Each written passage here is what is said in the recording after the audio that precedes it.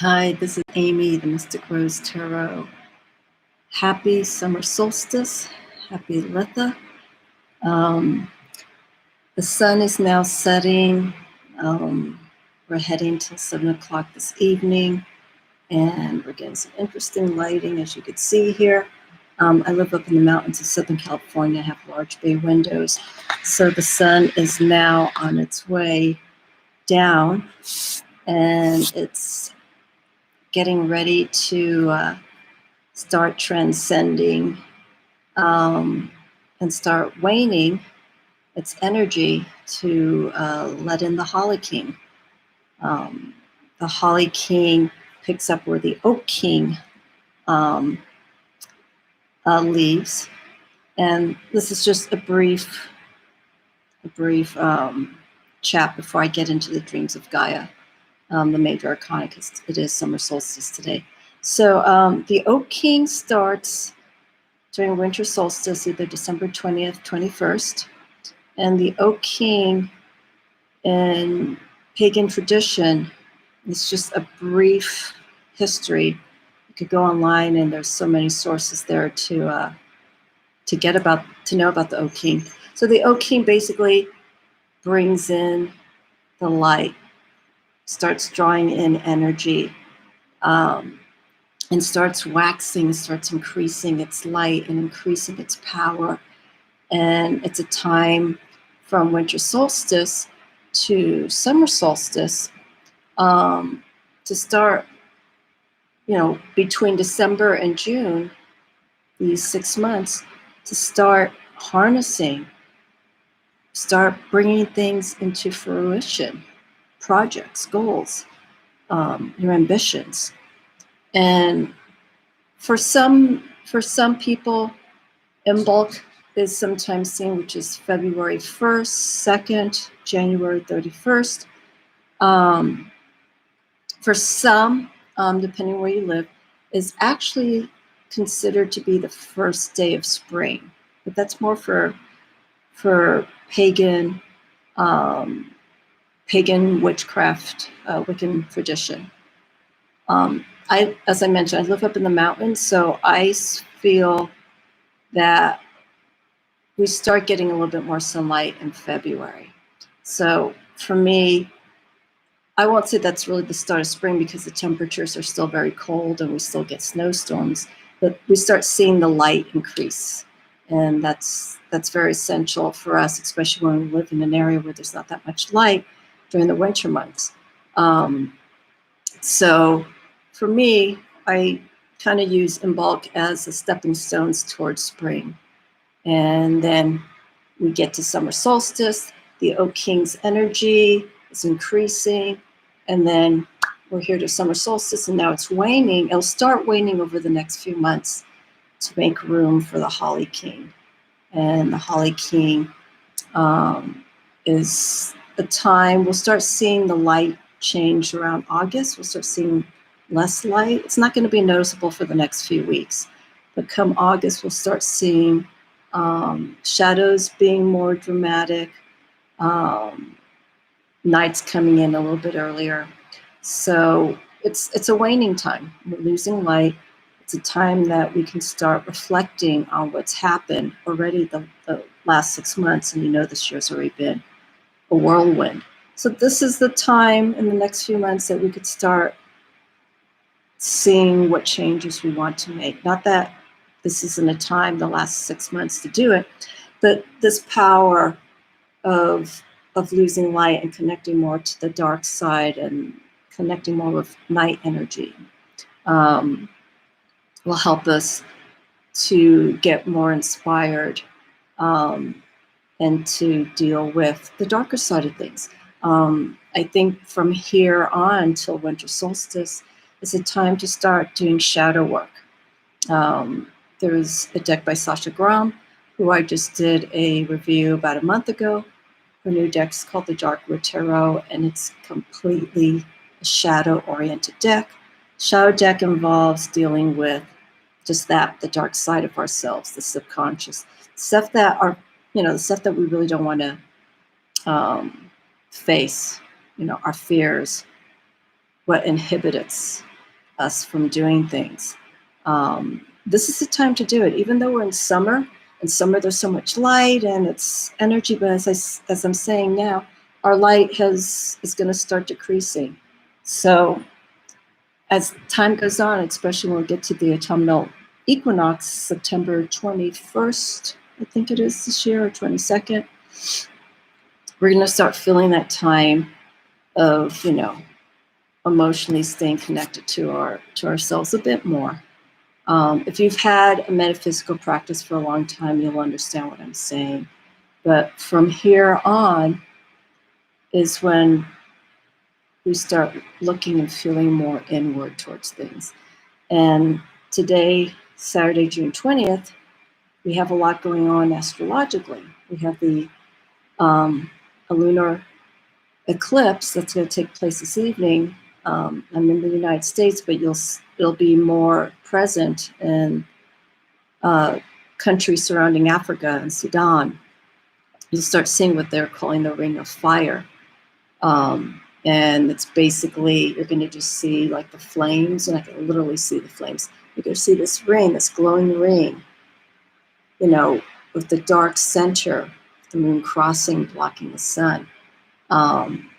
And there's going to be lots of pictures, I know, sharing that moment. But that's also time to be careful energy-wise. We have the sun and moon, they're blocking. So it's a moment of stillness. Magic-wise, I think it's going to take place. I think it takes place over here energy-wise, like around 9:30, 10 o'clock Pacific Daylight Time. I think like 1:30 East Coast time. So for those who are up, the witching hour is usually around 2 in the morning, 1, 2 in the morning. Just be careful when doing any practice if you're a late night witch practitioner or doing any kind of magic. Just kind of be careful with the energy and how you're going to manifest it. Just sort of be aware of the energies that are going on with the sun and the moon, being blocked with each other's energy.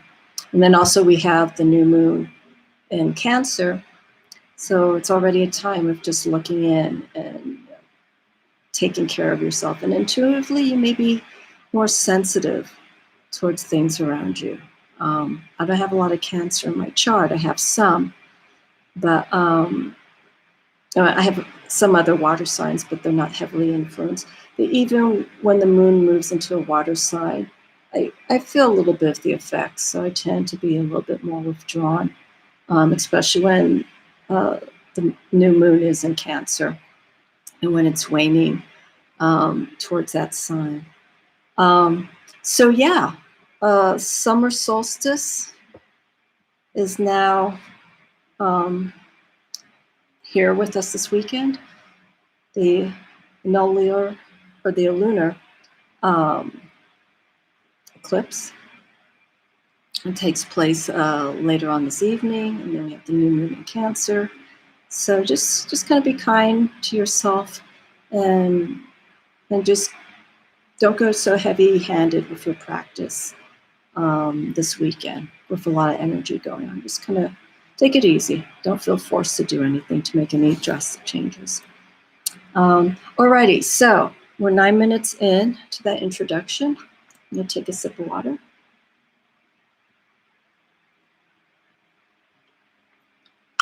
Wow, the sun has set. It's quite beautiful outside here, and the temperature's dropped quite a bit. So here we are, part 2, Dreams of Gaia. I'm going to walk through a little bit quicker than I did with the other video because that was 2 hours long, but I had a lot of information to cover with the minor arcana and breaking down the elements and the numerical relationship with those cards, and also with the major arcana. So with this, I'm going to walk through, High Spirit, the stages of life and the dreams of Gaia. And they're broken up into into 3 sections. And these, they are archetypes. There's 24 archetypes in this deck, but the relationship of the major arcana archetypes in this deck is quite different from traditional Rider-Waite-Smith arcana types, archetypes. So I just want to jump into it because I don't want to go too much to explain. If there are any questions, of course, you can email me, and we can take the discussion from there, or I could post another video if there's enough interest. So with the major arcana, stages of life, as I mentioned, there are three areas. And the dreams of Gaia, yes, I just pulled out the book, is all based around choice. And the choice is almost the equivalent to the Fool card. It's 0 here. And basically, this is the premise. A lot of this, the first 10 cards, I gave a brief overview when doing the first part of this video because I was using 1 through 10 in relation to the minor arcana numerically and showing the connection between those two. But here, the choice is the equivalent to the Fool, but I'm going to steer away from going to the traditional archetypes because I want people to start getting familiar with these cards and the mythology that Ravynne Phelan, my apologies, does to describe the dreams of Gaia. So choice is basically the center of the major arcana. It's the it's the seed, it's the direction, it's the first move that we make in our journey, and the experiences that we're going to have through the major arcana stages of life, and how they connect to the minor arcana. And here you see 3 portals. We have apple there. We have the snake. It's almost like the tree of knowledge. We have the snake there holding the torch. It's a form of guidance. The snake is also known for wisdom, but also since it's wrapped around the tree of knowledge, it could also be a sign of temptation. And here we have the conscious and subconscious realms of who we are. And we have the element of the sword here. And then it looks like we have some other aspects. I think that could be the sky cutting through, a piece, some fruit that's coming through, and then of course with the Celtic knot. So what's happening? You can see the roots, they're being exposed from the ground and they're actually floating. It's like you can't see too closely, but here you can see the underlying roots of the ground and it's starting to make way from the conscious, all this, things that are real, to the subconscious, the connection between the two realms. And the next card, we have the child. And as precious as this image is, we've all been at this point from when we were a child. And also we go through it again. Keep in mind the major arcana is something cyclical. We're going to meet and experience all these archetypes, stages of life again. And the minor arcana goes into detail and, based on the questions that people are asking, it's going to go into detail. So we're going to revisit some of these archetypes in readings. And it's going to give us answers as to, why we did what we did. What actually happened when we were a child. Make reference to things like that. What happened when we were a young teenager, a young adult. Everything goes back to our younger years because those were the experiences we've had. So the child is the starting ground for this journey.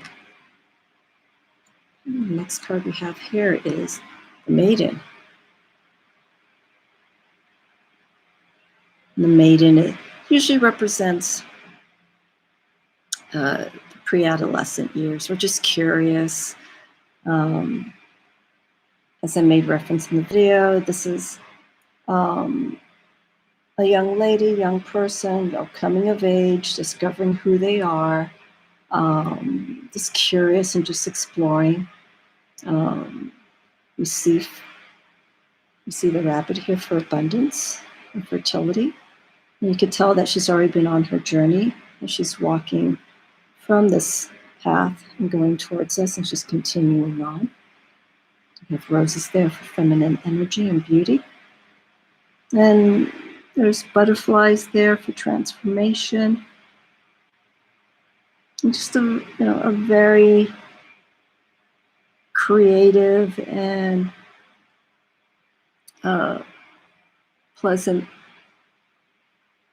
scene. This is all new to her. It's our Maiden.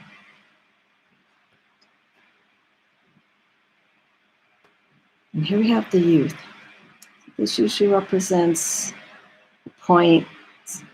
We have to put an age to it, our early 20s. We're ready to leave home. We're ready to explore things on our own. We have our staff, which I have right here behind me, one of a few around the house. And the dog for loyalty and for trust and for guidance. And I'm just going to move this card in closer. As you can see, we have shooting stars, make wishes. The sun looks like it's setting as the twilight's starting to set in. It's a whole new adventure that's happening. And that's going to be ahead for this card. So this is youth.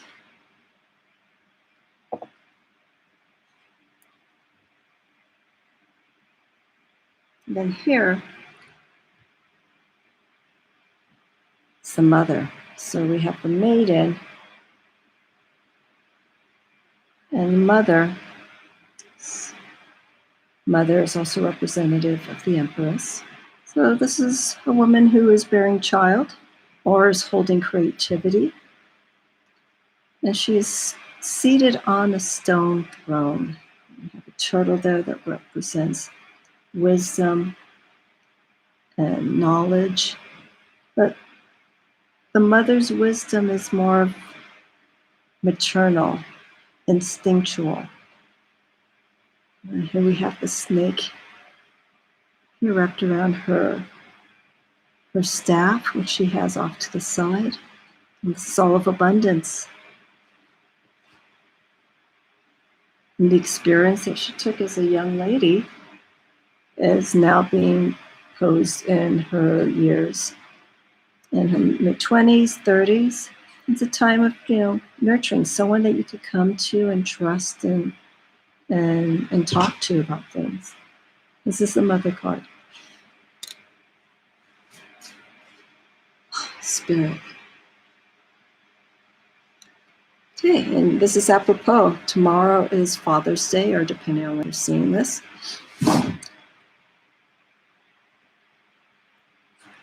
And here we have the father. Father, representative of the stag.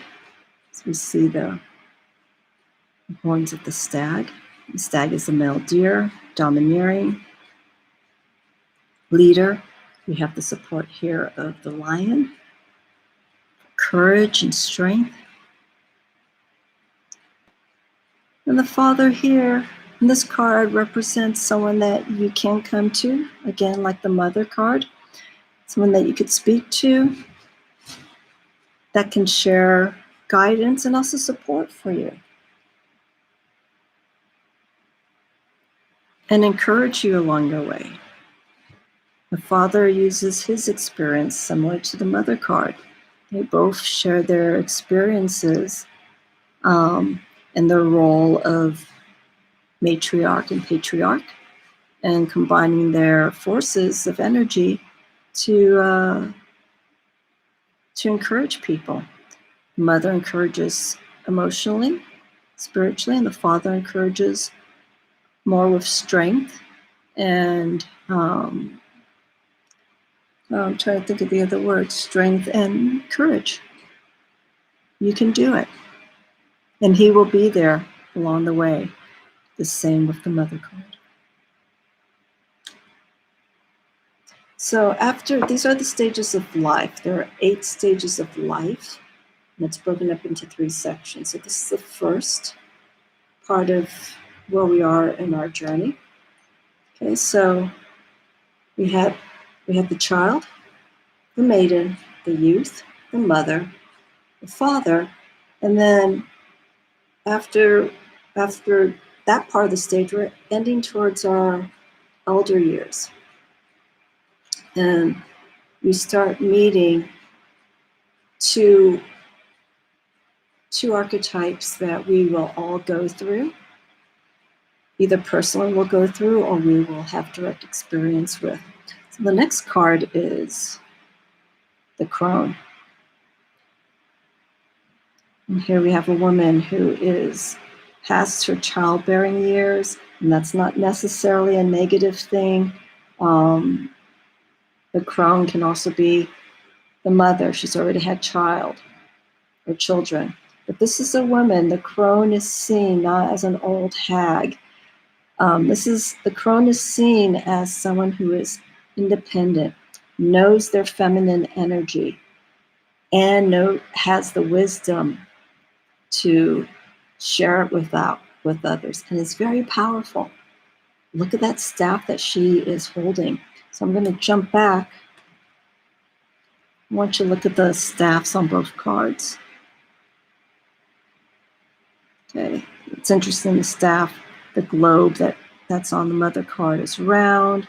Again, emphasizing creativity, getting ready to give birth and release. And this staff is just ready to ready to share her knowledge with people. You don't want to question the crone or any of the elders, because we have to be respectful. They have gone through so much. They have life experience, and we have to be respectful to our elders, and don't, misjudge them just because they're older and they don't know or understand the current generation, which is true, but they were once upon a time a teenager. They were in their 20s, 30s. So it's best to listen to our elders. They have experience far greater than you have yet to know. And they could share, and it's something that we need to listen to. So this is the aspect of the crone, very powerful. She has her raven crow right there on the tree. We have the waning moon there, crossing from daylight conscious into our intuitive, instinctual realm with feminine energy. The sage. Now's the masculine version of the crone. And I'm going to do a comparison. Remember our youth card. Waha.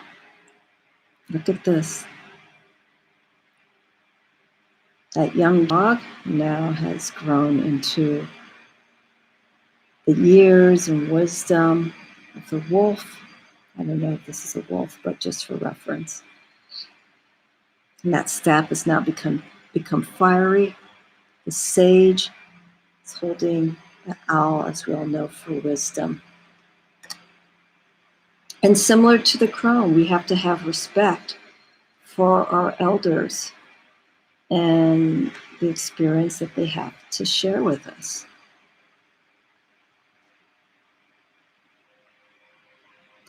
The sage's energy, masculine, is different, of course, from the crone, which is feminine energy. The masculine energy and wisdom that they have to share deals more with life experiences. Yeah, when I was your age, I remember when I was doing this, but there is still much to learn, and there's much insight to listen to when you deal with the sage. Our elders are grandparents, grandpa, grandma.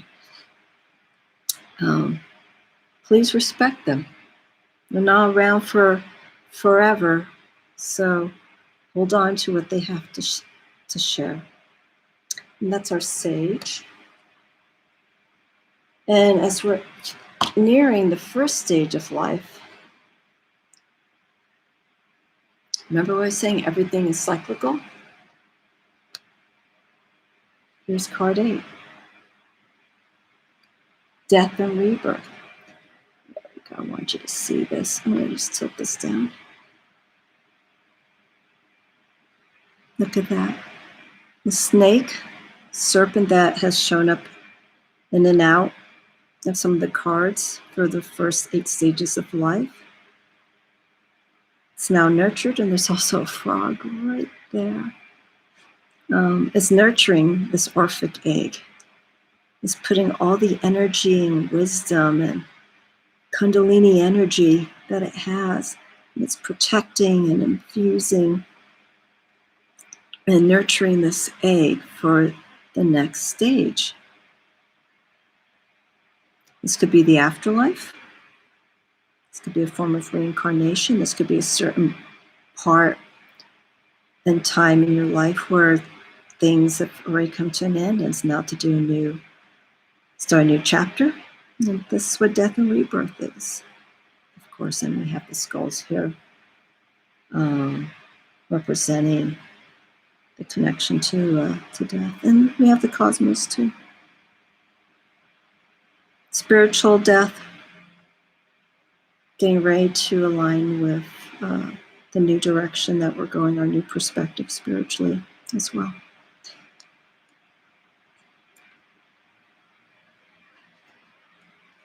The Ravynne's deck for the major arcana, she makes reference to the next 8 cards as reasons of being, and I want to kind of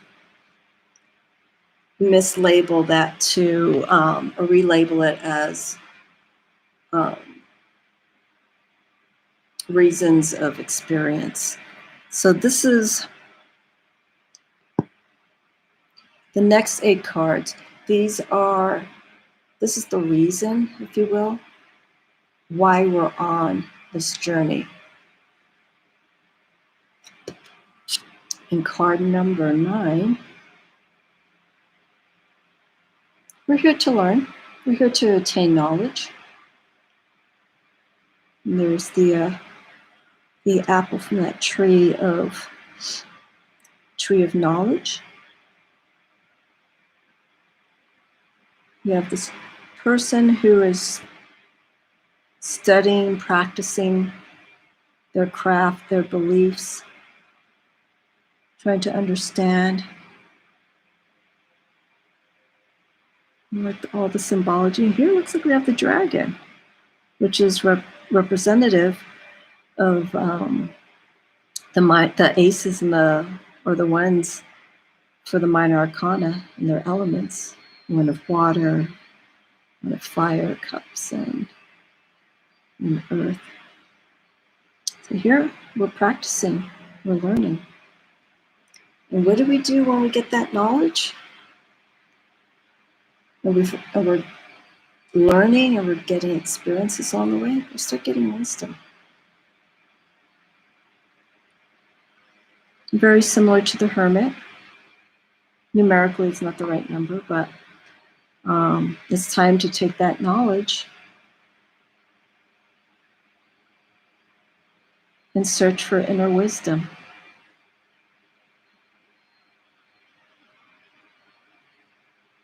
And applying what we've learned in the knowledge card and to seek what's out there.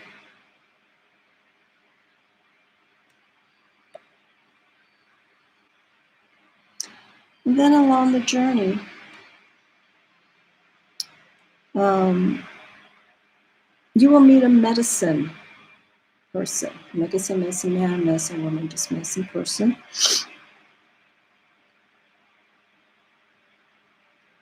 And this person is representative of healing. That's part of the experience of life. We're gonna have challenges, we're gonna learn from it, we're gonna grow from it. But we have to understand how to heal, how to work with the healing energies that all of us have. We just need to manifest it. But first, before we manifest it, we need to understand it. We need to have a guide. We need to have someone to speak to us and to show us. This is an extension of the wisdom card. Wisdom and healing both go together. You know what? I'm not going to finish this in an hour. There's just so much information. I don't want to leave anything out. How these YouTubers do things in 30 minutes, I don't know.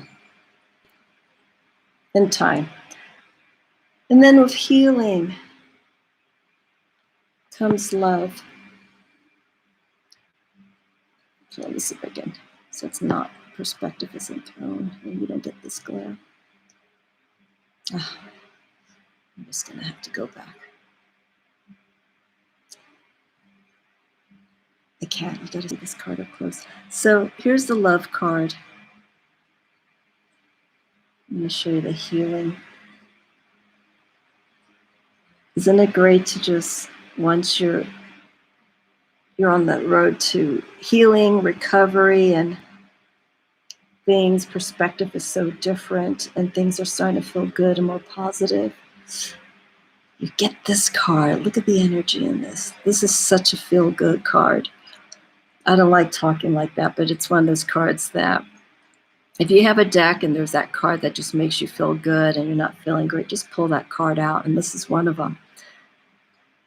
I'll go a little closer. We have the butterflies, transformation. We have the crescent moon. We have the lotus flower. We have her heart, Anahata, glowing from the center of her chest, just exuding love and just healing and just feeling good. Everything's going to be okay. And that's the other experience we have in life, love. Knowing the different facets of love and what it has to offer. Good and bad, painful. It's not going to always be easy. You know, and it's just interesting to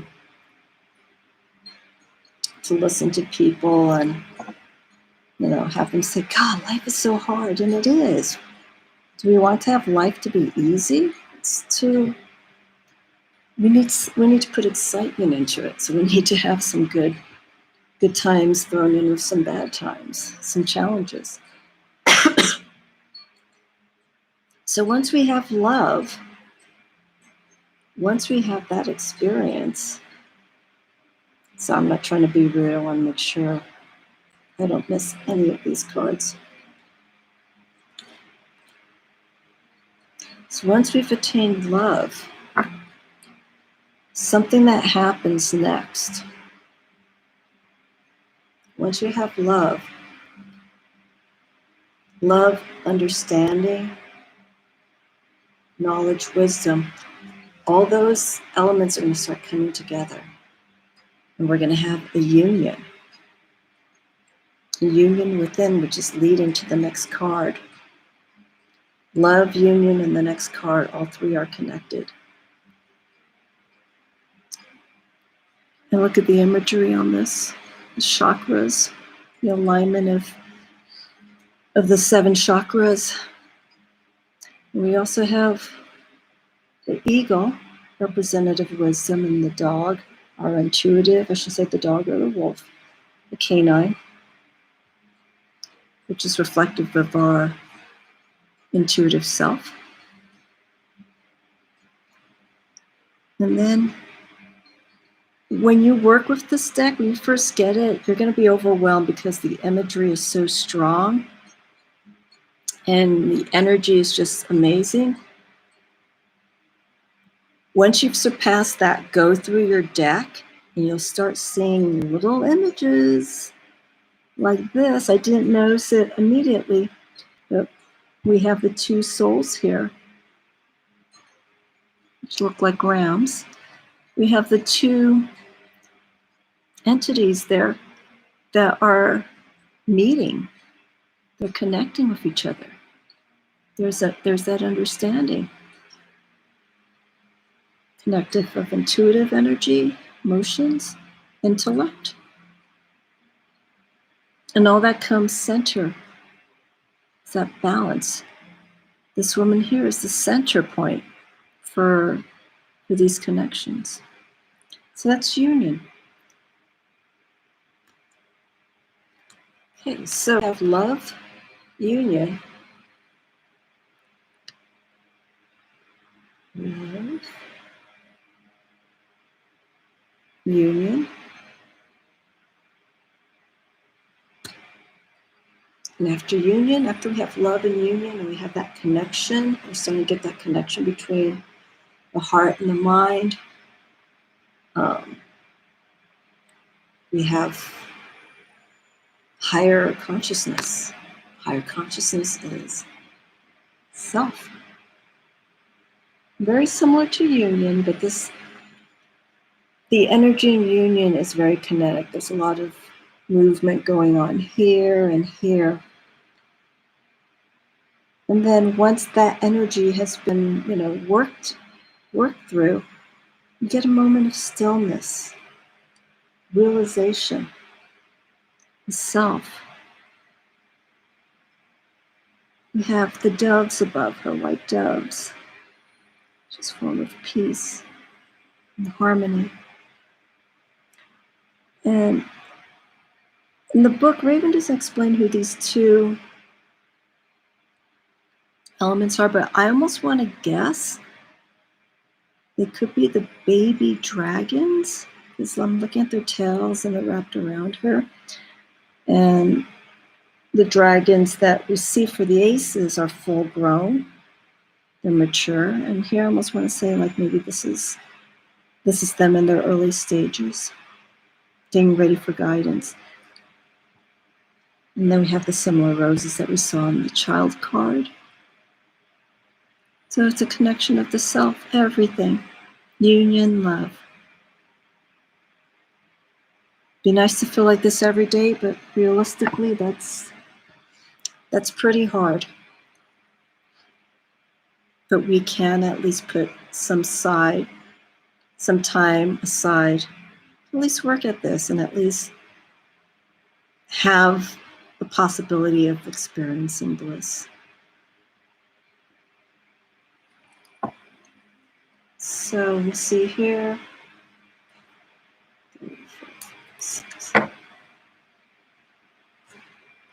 get my stages of life all in order. So once we have love, union, the self, there is that sense of wholeness of oneself. And with that leads to abundance.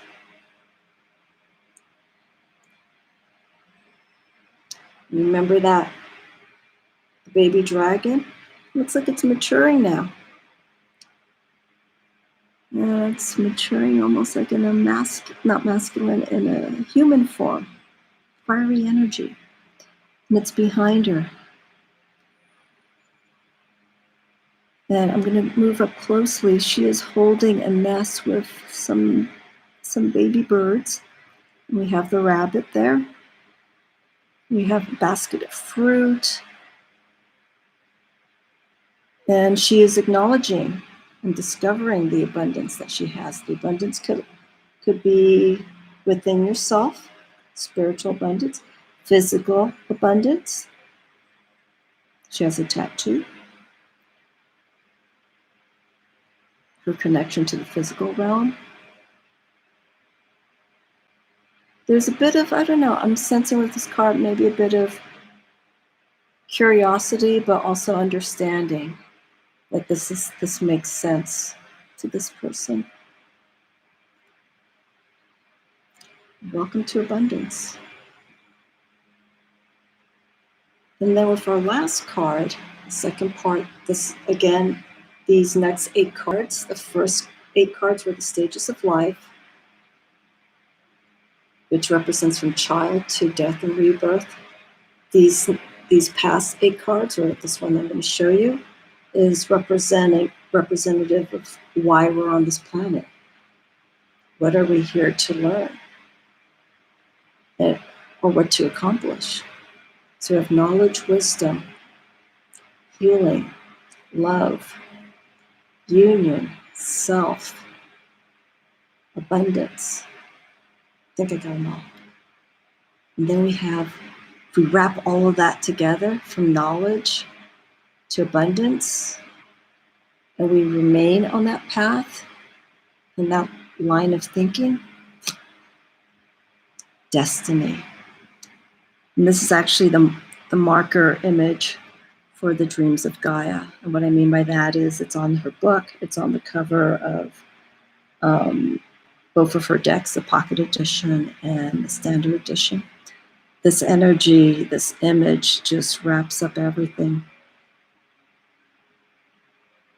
We have the pentacle right there. We have her third eye. We have the incense burners there hanging from her headdress. The snakes are on either side of her. Not either side of her, but are wrapped along the twines that are a part of her headdress. Pentacle. We have the eagle, wisdom, and the joining of the cosmos. Once you've acquired that knowledge and you've gone through those stages and you feel everything's just whole, you've reached your destiny. And I invite you just to hold on and grasp this image and just hold on to it, because it's a card of potential and what we can attain if we work at it. That's destiny. So that wraps up the second part of the stages of life. And then during the stages of life and the reasons for being or existence, we get our influences along the way.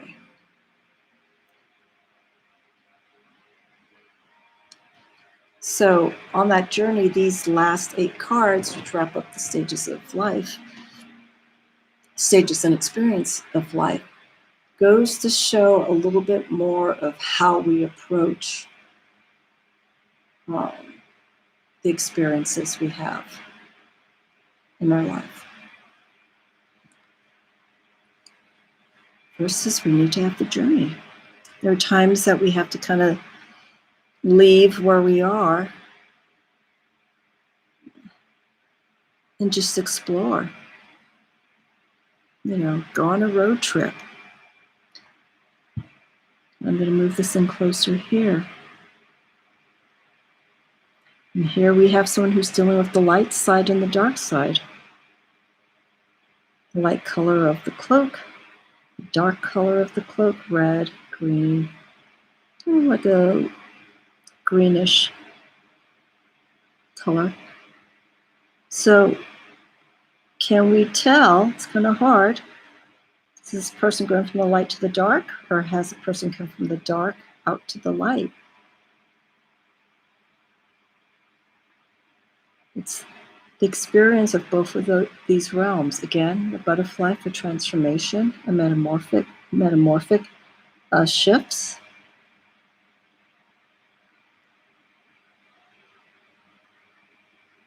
We're going from the light to the dark. And that's a journey that we will always be going through.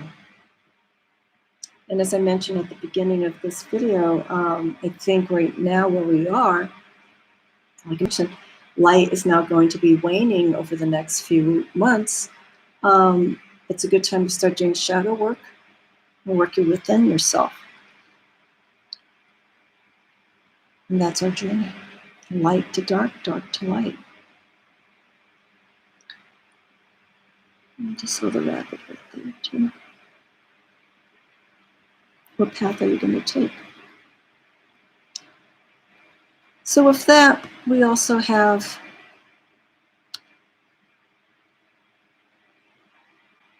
how we make choices. This is the thought card.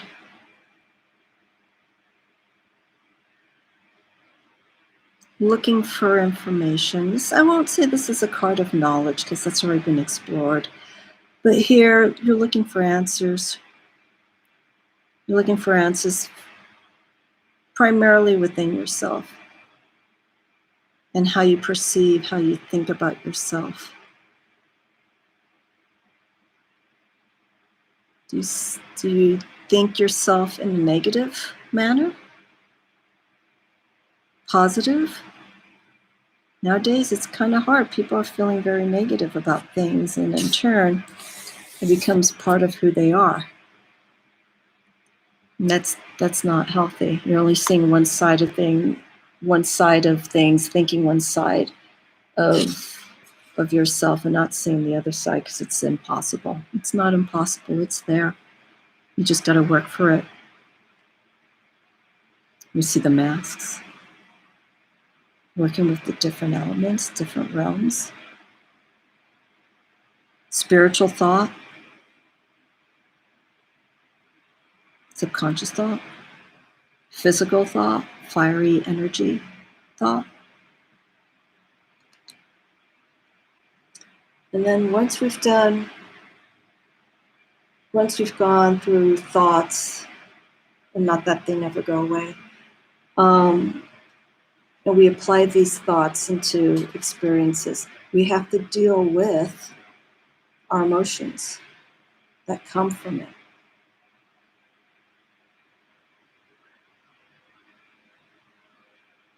And here we have two sides of the emotions.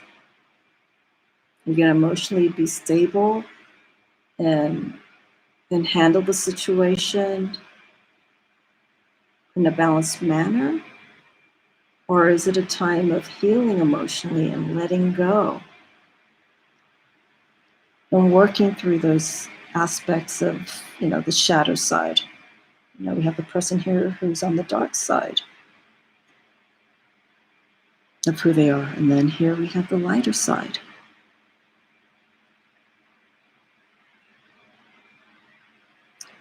And here we have them balancing the elements.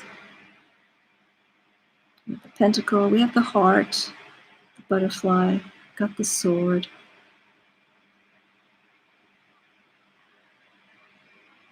You can balance both elements. Just emotionally, you need to be aware of the excuse me, of the effects of the thoughts that we make, and emotionally how they're going to affect us. I need more water.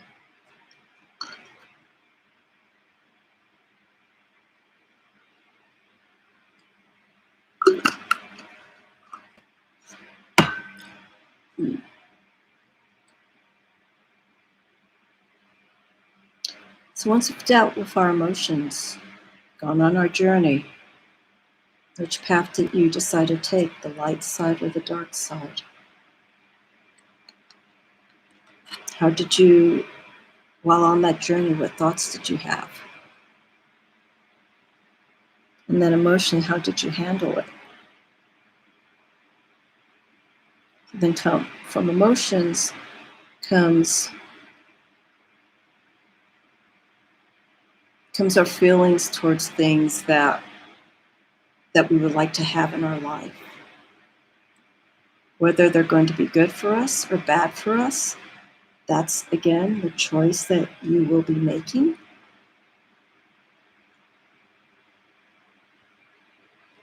And the choices that you make will lead to this next card, desire. There's nothing wrong with desire. Desire is healthy, it's natural.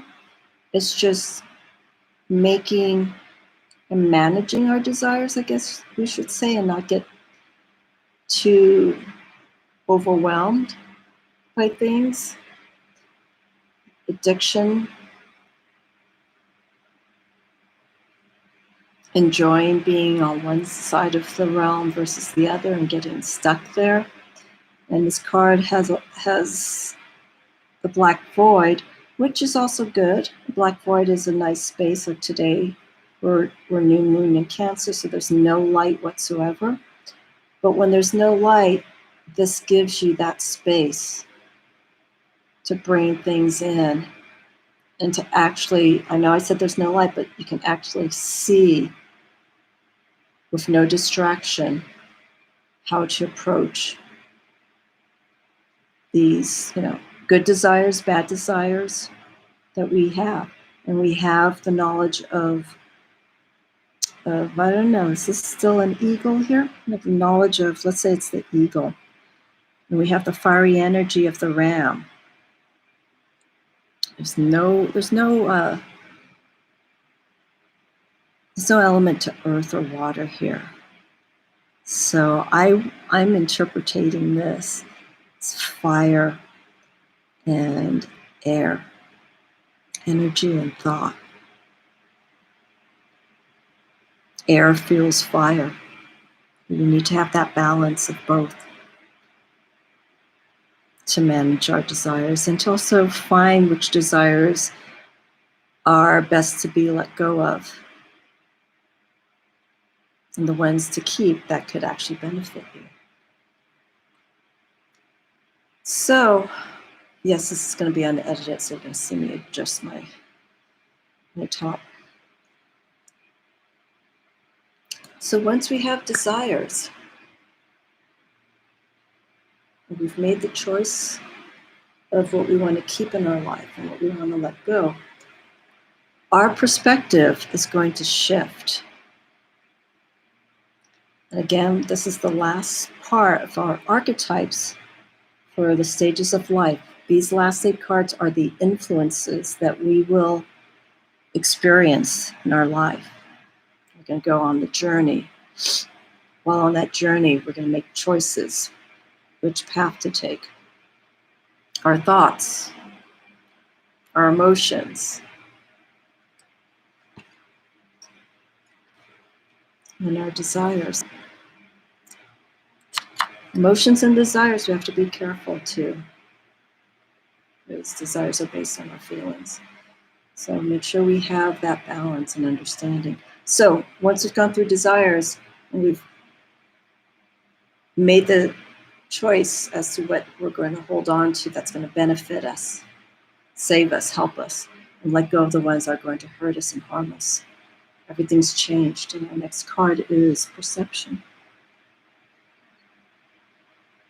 Perception, we got the sword. This is a complete card influenced by thought,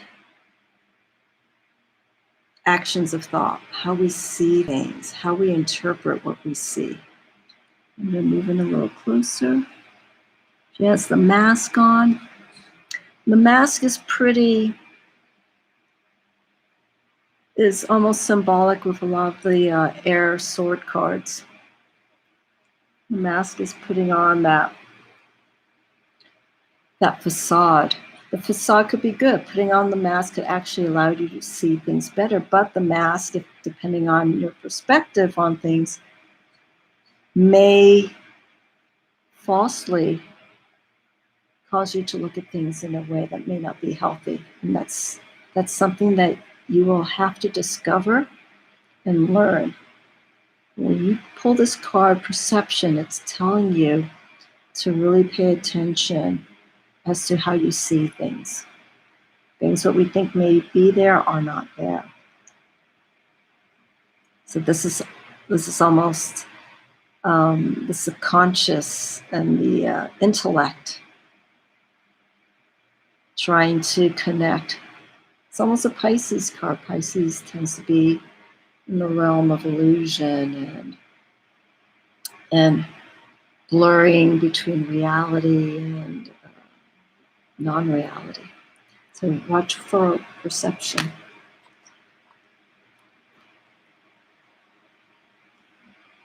So once we have perception,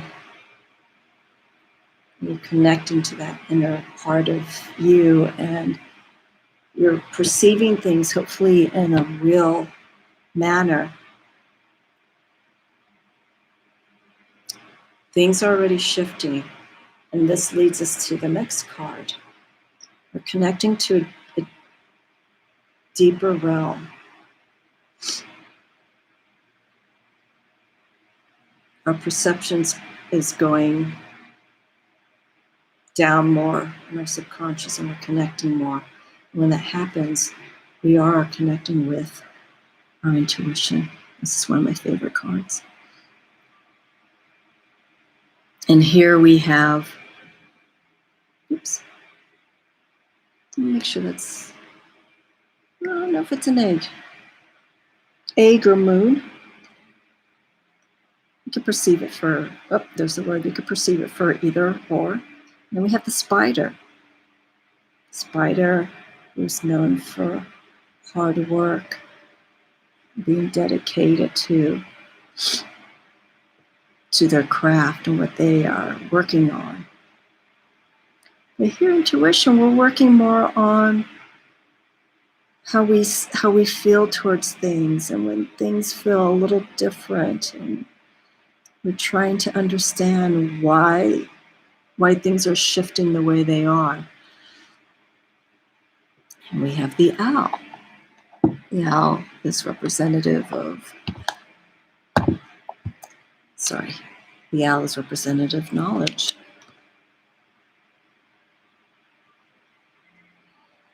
Then inner wisdom. And then, of course, we have the cat, which deals with feminine intuition, the unknown, exploring. And trying to see here. There's no reference to it in the book. I think she's holding a stone. I can't tell. But it has the crescent moon on it. So again, it's our connection to moon energy. As the moon wanes, when it waxes, the energy that we take from it. So from our perception and building that perception, we grow towards closer to our intuition. So the last two cards we have here is, this card's kind of hard to explain. This card is integrity.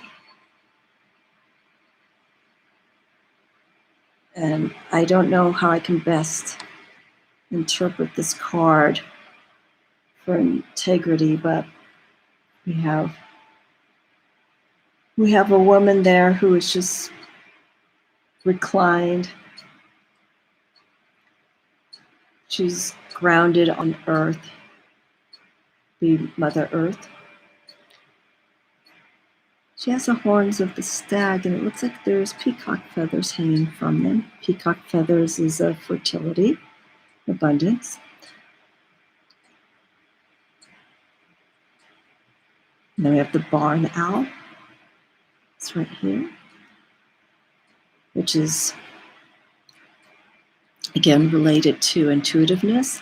And then we also have the leopard.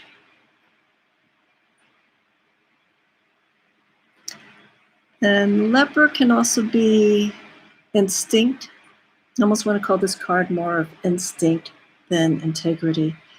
But all of these elements here, the leopard and the owl, and we'll call her Mother Earth,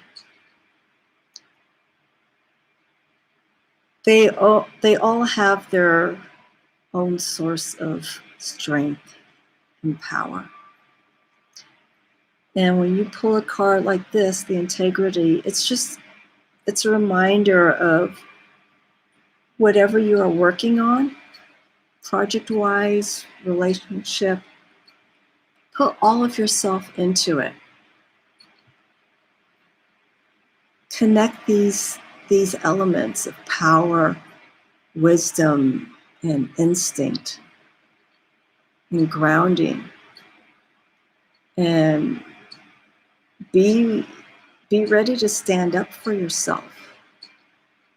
Show literally your integrity towards what you're working towards. Be proud of what you're doing. Don't risk putting everything that you've worked for, put it on the line. You don't want to risk your reputation.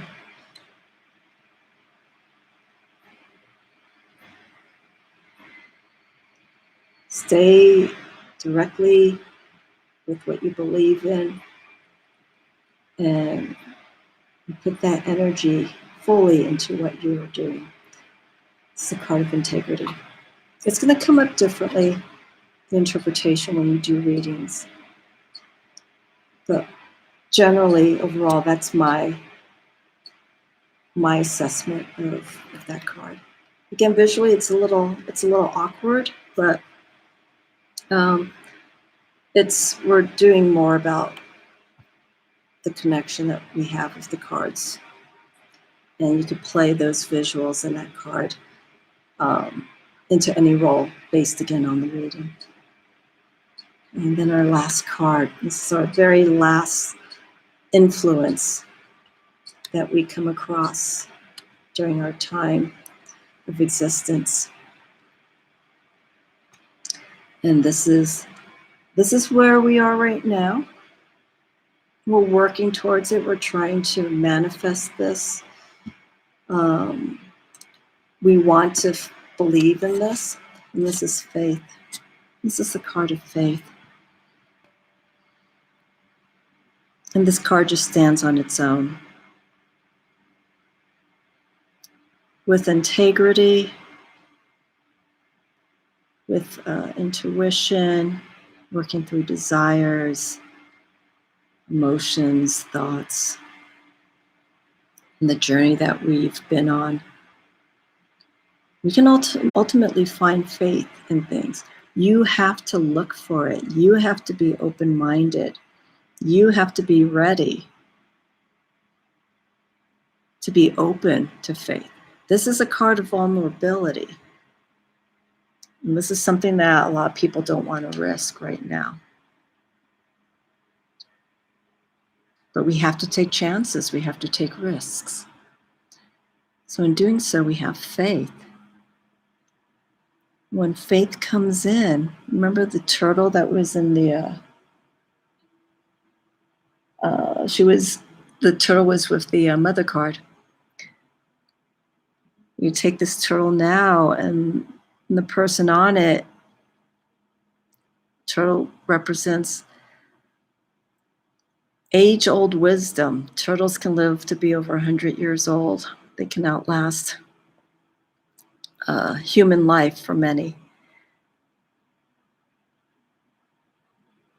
And we can see the journey that she's coming from through the cosmos. The influences that she's taken and embraced along the way. You know, the environment that she's been in.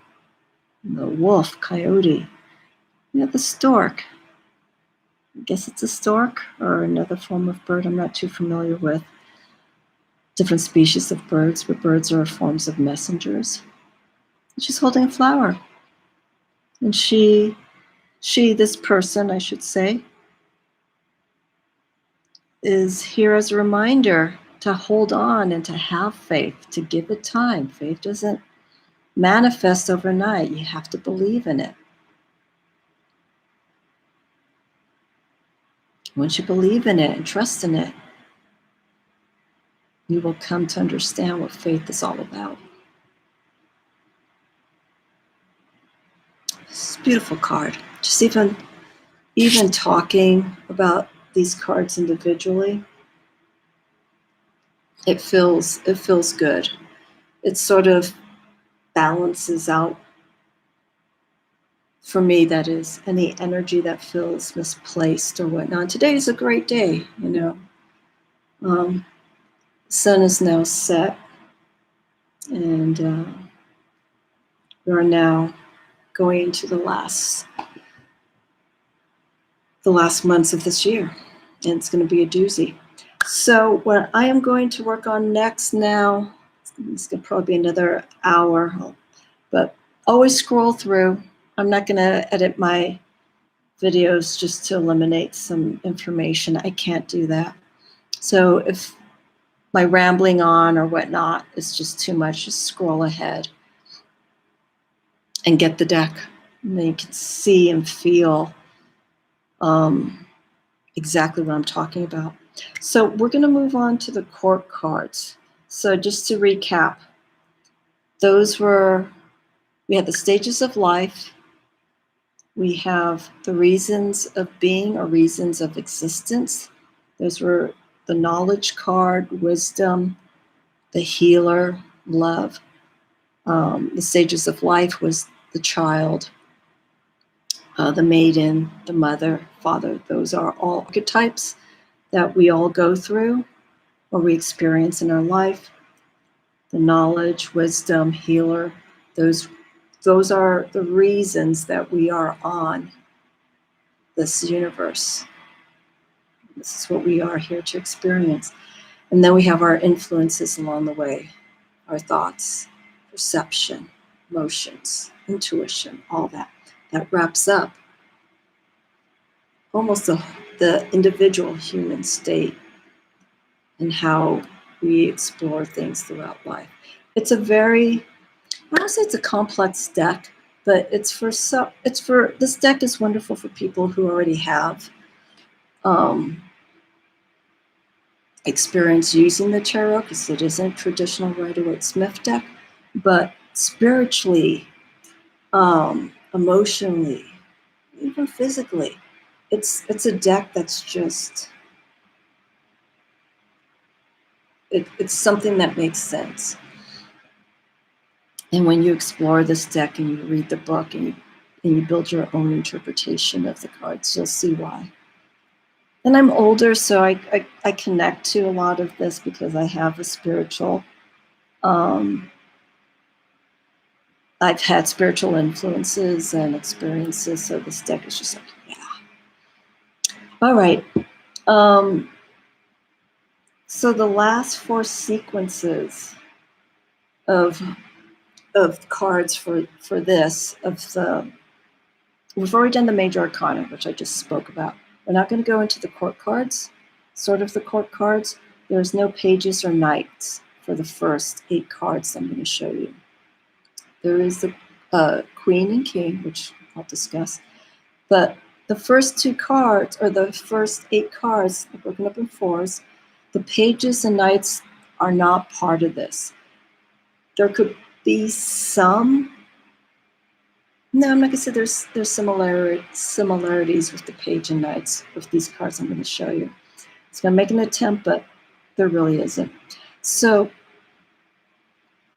you have to look at the minor arcana because it went on for so long, and I have to stop at the 10th card, like the 10 of Wands, Cups, so on and so forth, because there's no time to go into the court cards. So I'm breaking this up. First card, when we go into the last 12 cards of this deck. These cards here that I'm going to show you, the first 4, these are alignment cards, and these are alignment cards based on their element. So the first card we have here is Heaven and Earth. And when we get Heaven and Earth, this card comes up in a reading. This is for us as a reminder to align ourselves to balance between what's above and what's below. It's basically what Heaven and Earth is, as above, so below. If things are feeling amiss, if things, again, this is the earth element. If things are just not balanced within this element, it is a time to reconnect. We have all the guides here, including ourselves, to draw from above and bring it down to the below, so that we can understand, take it apart and really see what's in there. That could be one aspect for working with Heaven and Earth. And when you get this card, it's time to bring things into balance. Okay, and then the next card, we're going to deal with the air element. And this is the alignment of body and mind. Okay, and again, these cards are cards, if you pull any one of these cards, it's just a reminder that we have to reconnect to these two realms. And the air card is completely focused with the conscious state, how we feel, how we look, how we see ourselves, and with the mind. I mentioned perception earlier. How we see ourselves, how we see others, the masks which are no longer on in this card. They're just floating on either side. You don't need the masks anymore. Again, as I have mentioned in perception, you can put on the mask depending on what kind of mask it is. That could allow you to see things energetically in a different way, but you really shouldn't rely on, on outside sources like that. It ultimately comes down to you. They are guides to help us, but we really can't rely on the external sources. We could take them in, as I said, learn from it, but eventually we have to let it go and experience the full effect on our own. So here's body and mind. Colors are just beautiful, and the energy. And here we have heart chakra connecting. And I pointed out in the other video, it's not mentioned in the deck. I should call Ravynne about this. There's the symbology and iconography symbols, which I do not know what they are. I think some of them are planetary, but some of them just go off in a different direction. So that's body and mind. Again, these are alignment cards to balance, reconnect with these aspects if things just aren't in check with yourself at the time, if it does come up in a reading. And the other cards that are around this card will support and give guidance as to how to possibly manage the situation. The next card, for fire, energy of masculine and feminine. Ah, so beautiful. Look at this. You can feel the energy from this card. It's movement. And this card's basically, if pulled in a reading, to really harness both sides of ourselves, masculine and feminine. Yes, we have two sides, ladies and gentlemen. We may be one sex physically, but inside we are made of both. Genetically, chromosome-wise, we all start off as women, and then a chromosome comes in and determines if we're going to stay as a woman physically, or if we're going to go as a male, physically.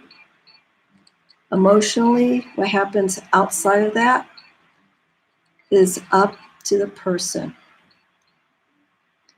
So again, I kind of want to make this a little clear, not say that it's masculine, feminine, physical energy. It is the energy, but it's not all physical. It's not physical. It deals spiritually, emotionally, psychologically, how we think and how we feel.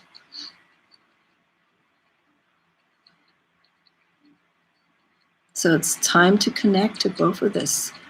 Do we feel that some of us, despite of our physical sex, do we feel we are more on the masculine, fiery side, or the feminine, nurturing, water side? It's something to come to understand when this card comes up in a reading. And the next card of alignment, dealing with water. And this is a hard one. This is where we have to connect with our heart and mind. So this is emotion and intellect. Do we follow? Well, this is ruling water, so we follow our heart, but we have to make sure, reasoning-wise, the choices that we make emotionally are of sound mind. They make sense. They are of reason. They are of intellect. And again, when you deal with the swords, it's the other way around. You make these thoughts, or not thoughts, you make these choices, intellectual, hopefully wise, reasonable choices, but the heart has no role in it. When this card comes up, it's the balance between these two realms. Are we going through life making choices or moving on the emotional plane? Or are we dealing more with the intellectual side, the reasoning side? This card is a reminder that we have to connect with both realms. It can't be one versus the other. It can be, but it's going to cause possibly some conflict in certain situations. But if you can blend and build this understanding, I'll show it again here, of the emotions and intellect, things will work smoothly. Things will make a little bit more sense.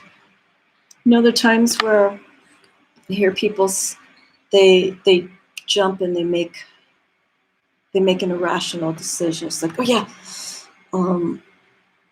I'll buy that car, whatever. They're on a whim.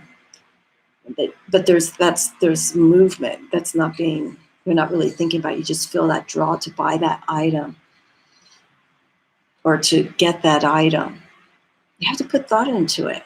You know, don't be so spontaneous. It's okay to be spontaneous in certain situations, but please realize your actions and what's going to happen afterwards.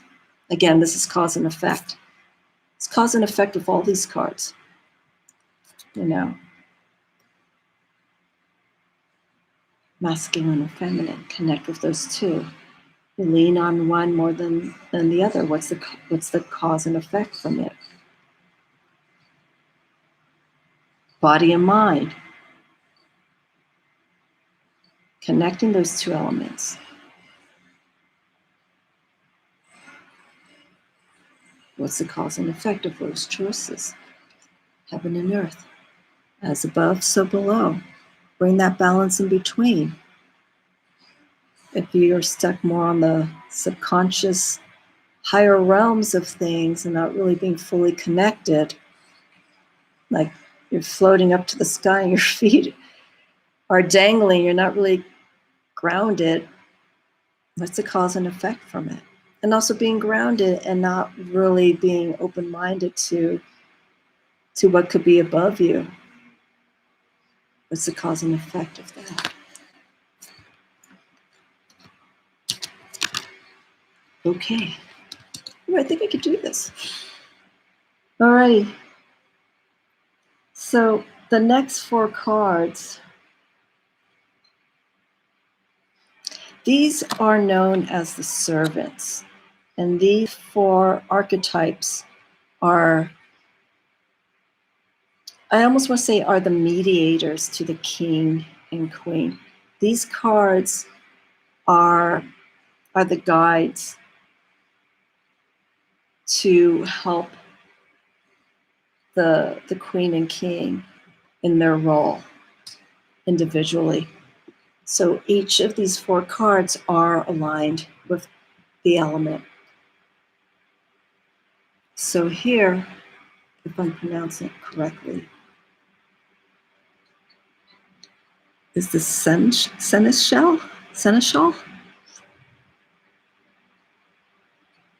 And this involves dedication and loyalty to the powers of earth and the people that you are supporting and connecting with, who are of this realm. I don't want to bring out the king and queen of earth just yet, but the seneschal is the servant, is the person who will do what it takes, will work hard to better grow. I'm trying to figure out the words, to better mature the king and queen of earth. Now this comes in between, so it works actually for both signs. We have elements of just nature. She holds the key. He or she holds the key.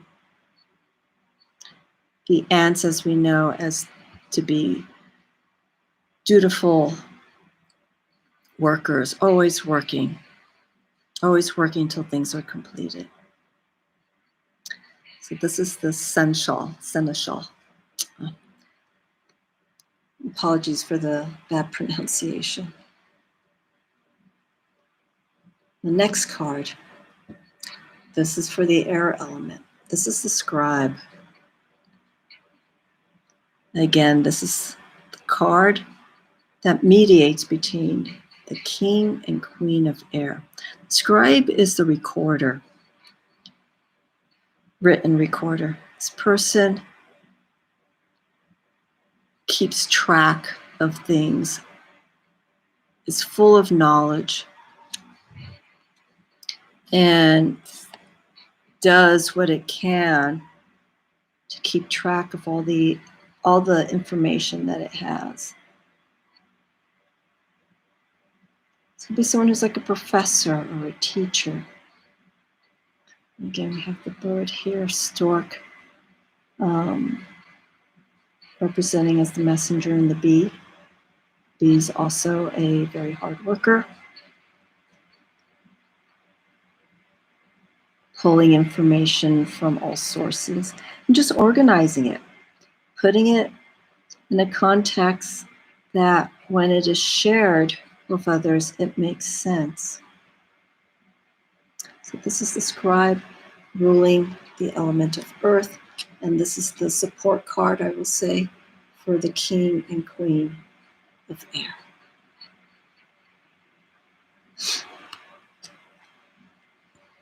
Okay, next card.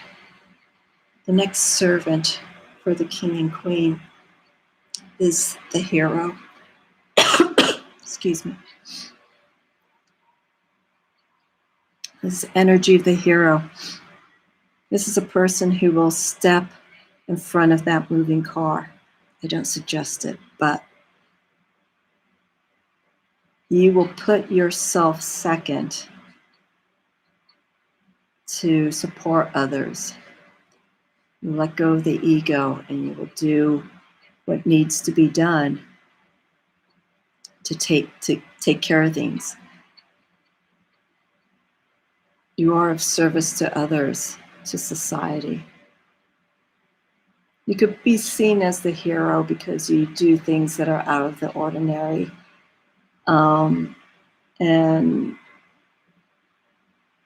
And that feels natural to you. You are naturally a helper.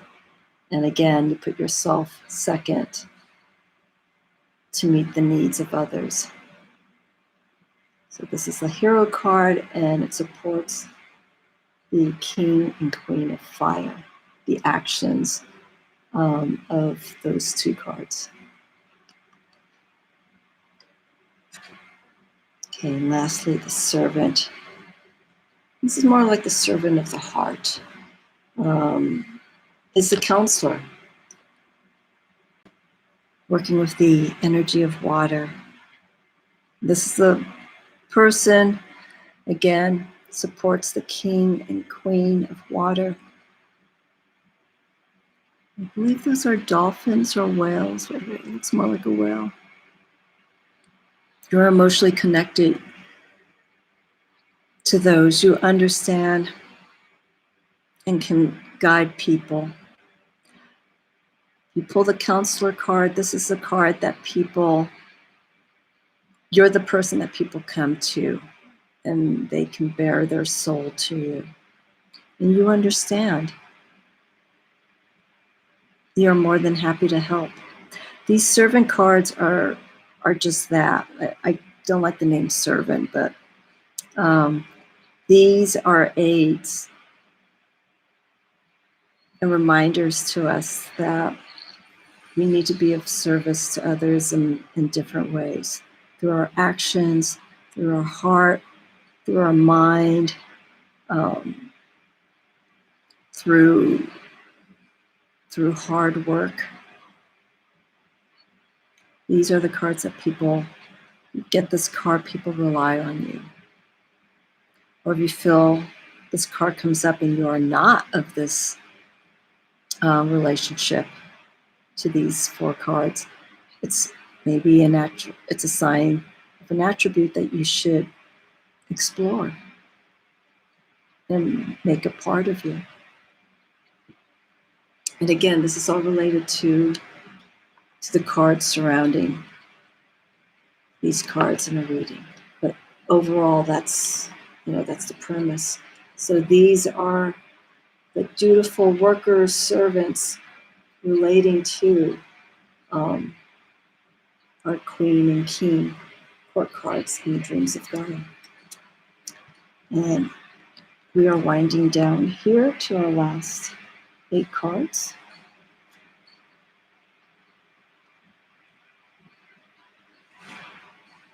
You're going to hear, you've been probably hearing music in the background, and I always need to have some form of music or sound when I'm doing videos. It helps me focus, believe it or not. So here we go. Queen of Earth. I'm going to go through the Queen cards and then the King cards. Ruled by Taurus. Queen of Earth is a woman who has worked hard, and she has all the material needs, prosperity, abundance. And she can guide you. She could guide you towards attaining that. The feminine nature of abundance, not abundance, but of fertility, creation, and knowing how to harness that. The Queen of Earth can guide you towards that because she has the experience. She knows how to be successful and also how to hold on to things. Earth cards, earth signs tend to be, especially Taurus, they're of the possessive nature, but it's understandable because they've worked very hard to get that very pricey item, and they will take care of it and manage it and fix it if it needs to be fixed, or replace it if it needs to be replaced. There's a lot of integrity when it comes to the Queen of Earth and also the King of Earth. Okay. Queen of Air. Queen of Air, Queen of Swords, is a feminine energy that is typically associated as being cold-minded. There's no heart. It's just very direct. They rule. The air cards, the sword cards, rule with the mind, not so much with the heart. And so when working with elements of air and working with people who are like that, they come across very cold because they see things in a very straightforward, direct manner. Everything is reason and logic. And this Queen of Air is the energy of someone who sees it like it is and calls it like it is. And at times, it may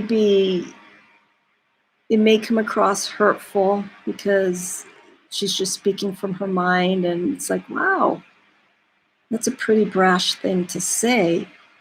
But for those who understand the Queen of Air's way of thinking, you can't take it personally. This is a person's thought, perspective, choice that they made. It's not going to please everyone.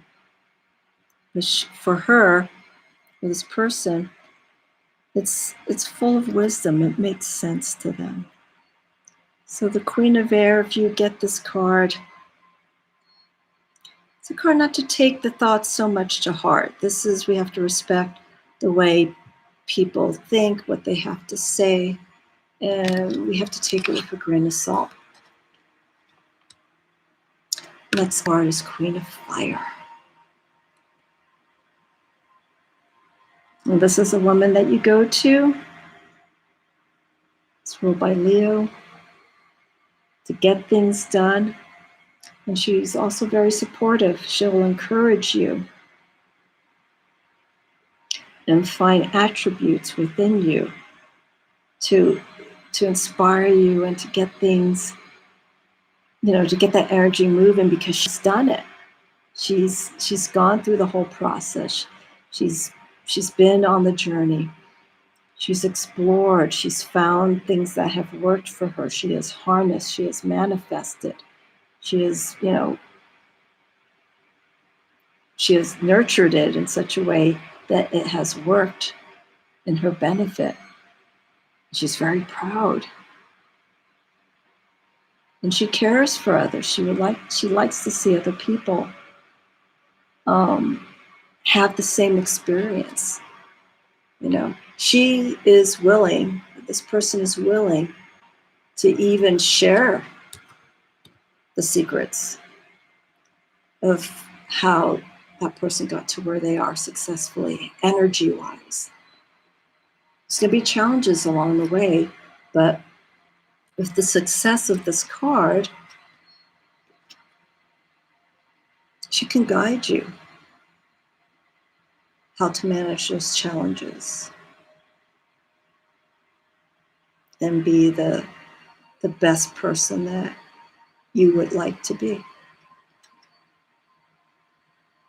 And then we have Queen of Water.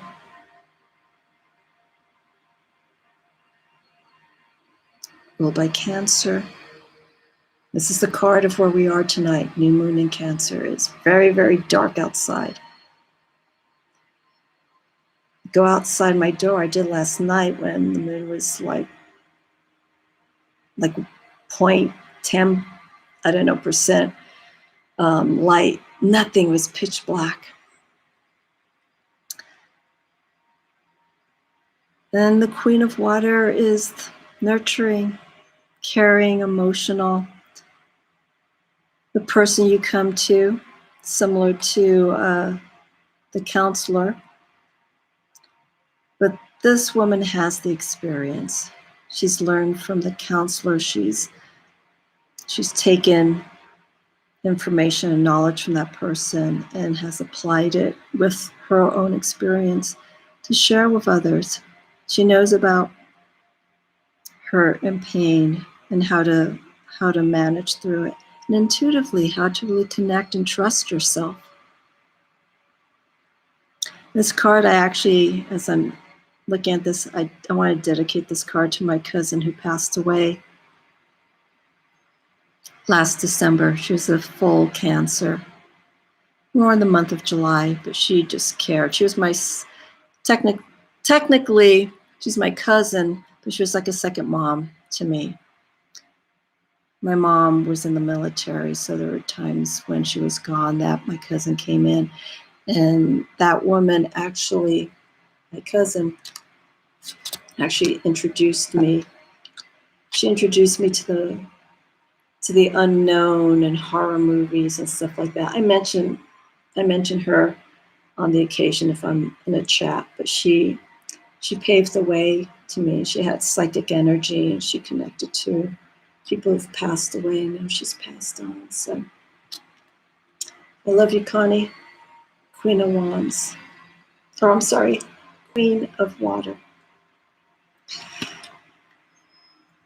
All right, so now we have, that's the feminine aspect of these elements, fully mature and experience. Now we have the masculine energy and attributes of these elements. There's the King of Earth. We have the Stag. Also related to Earth. Material, working hard, financial success. The counter partner for the Queen of Earth. I'm going to show these two together. We got the bull and the stag, very powerful animals, both having horns, but their energy working a little bit differently. Masculine, this person works hard, physically works hard, and is very disciplined and determined when it comes to going after something, accomplishing it. Puts family first and will do what it can to support the family, its needs. A very influential card. King of Earth.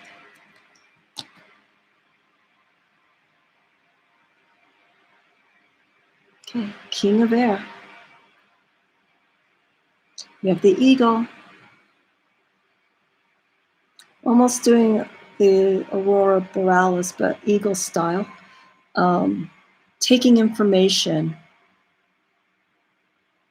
on either side and using the knowledge and experience that the King of Air has had, and also learning and getting the experience from the scribe. The scribe, again, was that servant that supports the king and queen and guides them along their journey to get to where they are, full attainment, full understanding. The King of Air is also sharp-minded, very witty. But also, watch out too, with air, the words can be used to hurt people and be deceitful and put deception in it. So we have to watch, especially in the court cards, the king and the queen, the abuse of their energy, the overuse, the misuse, I should say, of their understanding and the way they use their knowledge, their skills. But the King of Air is similar to the Queen of Air, is someone who is very sharp and someone that you can learn from. To also be radical in their thoughts and game changers when it comes to how they see things and how they explain things. King of Air. I actually haven't pulled a sword card or an air card in a long time. It's been mainly, in my readings and other people's readings, it's been wands and emotions, or I'm sorry, wands and cups of fire and emotions.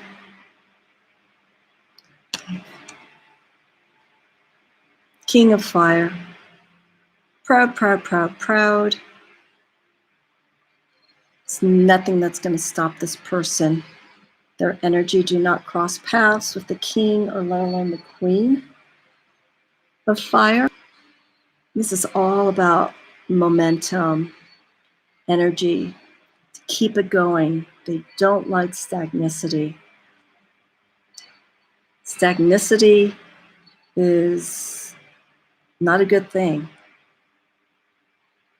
And they will do what they can to avoid it. They will involve themselves in different projects. Fire is the initiator of things. King, queen, aces, the ace of fire is the initiator. They get things moving. They are team players too. When I say they, also the queen, but with the king of fire, there's a bit more responsibility. Not so much that's different from the queen of fire, but they find themselves in situations where their responsibility is over a group of people. And they work with people that will support their ideas and help them maintain it till the very end. If the king doesn't finish it, that person, the king, makes certain that the group of people that they're working with will make sure that that concept, that project will be done because their reputation's based on it. And if the team, the group of people that they work with, can't finish it to completion, guess what? That king's coming up and it's going to do it themselves. If they bring in people and they find that they're not doing the job the way that it should be done, what are you going to do? It's like, push aside, let me finish this. I'm going to do it the way I could see it and get it done in a timely fashion. King of Water. King of Water. This will ultimately be the perfect soulmate to have. Emotionally, I'm just saying this as my opinion. This is someone who is carrying masculine emotions. Think about that for a minute. Masculine energy and emotions. We normally don't see that. We usually see masculine energy as being strength, machismo, anger, challenge. This is the opposite. This is a soft soul. This is a person whose challenges are working through these challenges through emotions. Masculine energy, intuition. The King of Water understands intuition. They know when something is wrong. And it's an excellent compliment for the Queen of Water.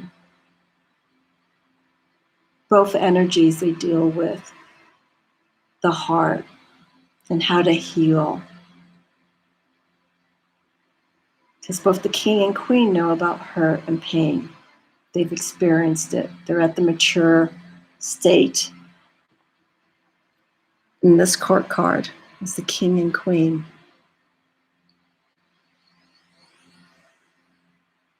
It's just, I feel such a really nice calming vibe by just looking at this card.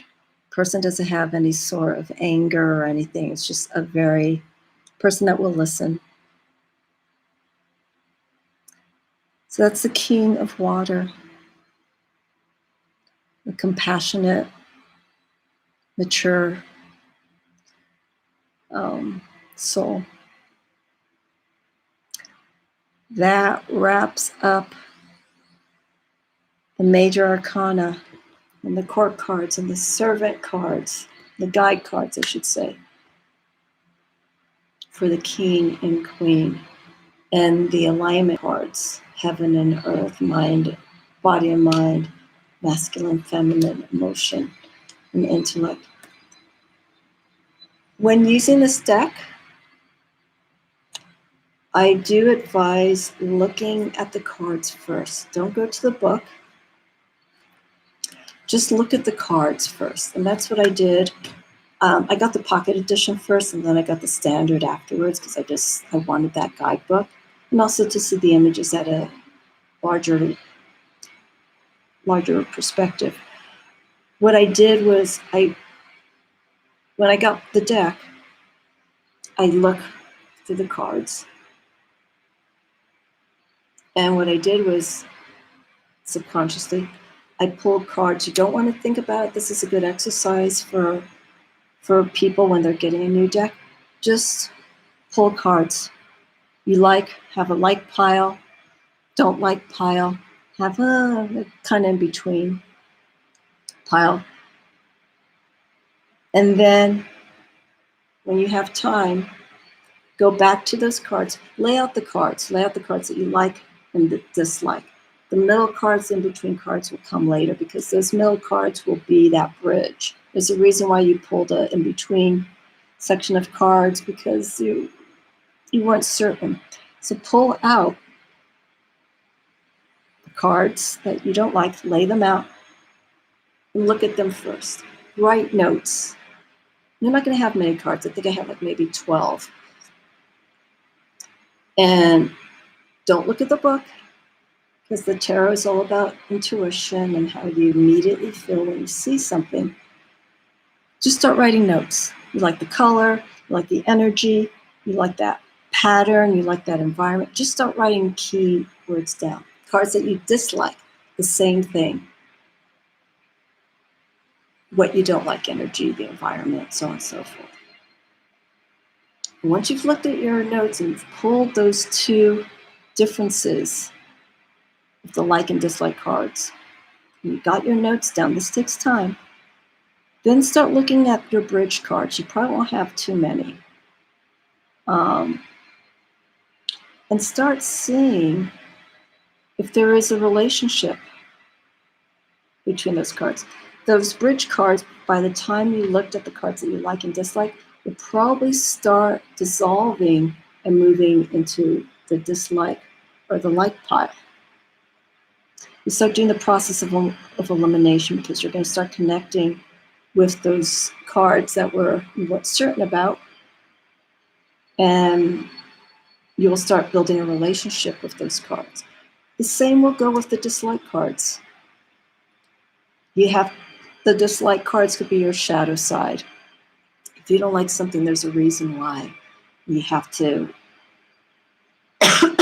explore that. You're not going to like every single card in the deck. Maybe right off the bat, you're like, oh.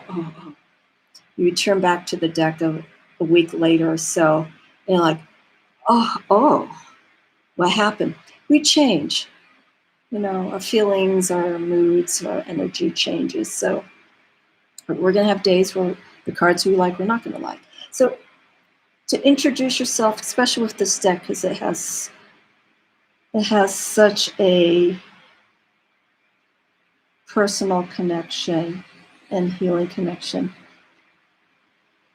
Go and just pull out those cards and write notes and see what comes from it. I don't interview decks. This is my way I interview a deck. I don't ask any questions. I get the deck and I just start pulling cards. The next deck that I'm going to be reviewing, I have to do that. And that deck is the complete opposite of this deck, Dreams of Gaia. So it's going to be interesting. I looked through it the other day, and it seemed like it didn't have a lot of spark, because I've been spending so much time with the Dreams of Gaia.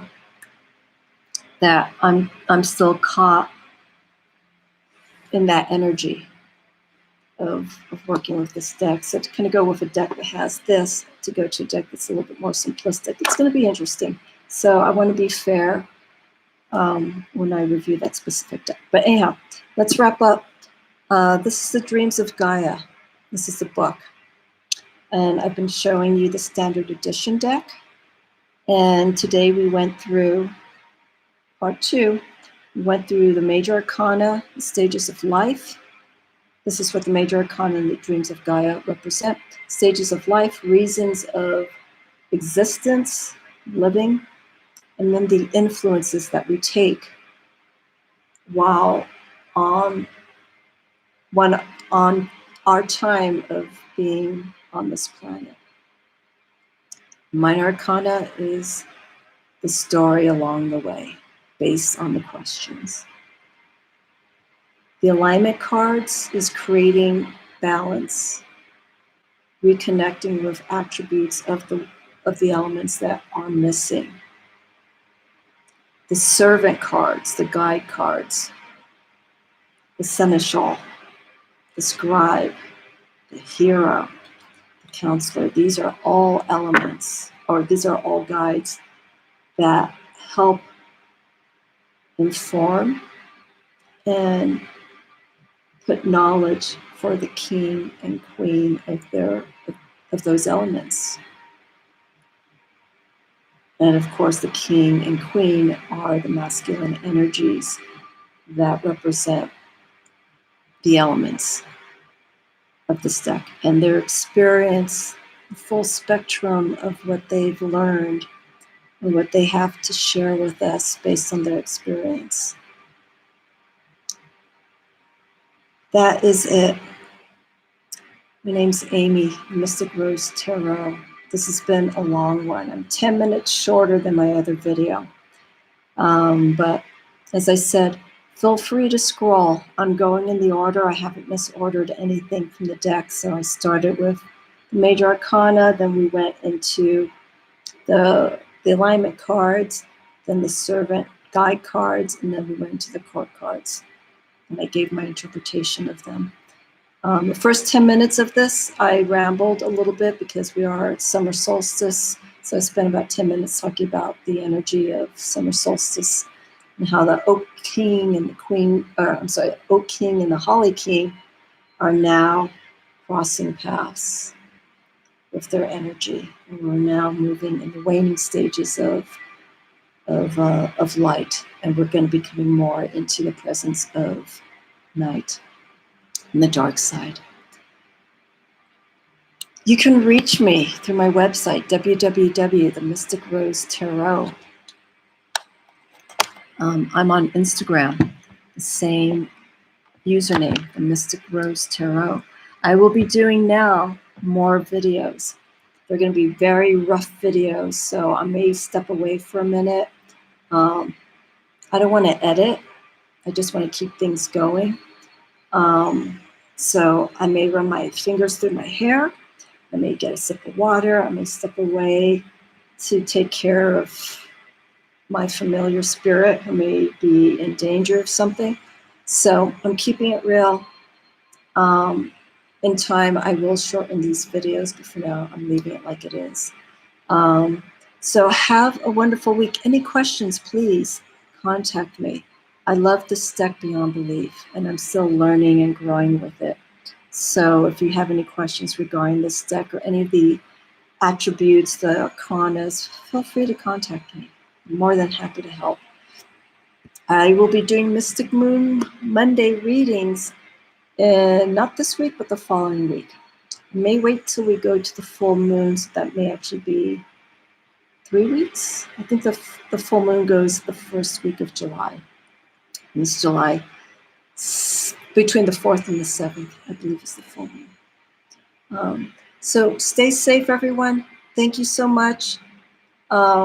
Again, if you've skipped things in this video, that's fine. It's a long one, but I don't want to edit. There's just so much information I want to share. I want to keep it flowing. Alrighty, this is Amy. You have a wonderful day, week. Look forward to connecting with you again.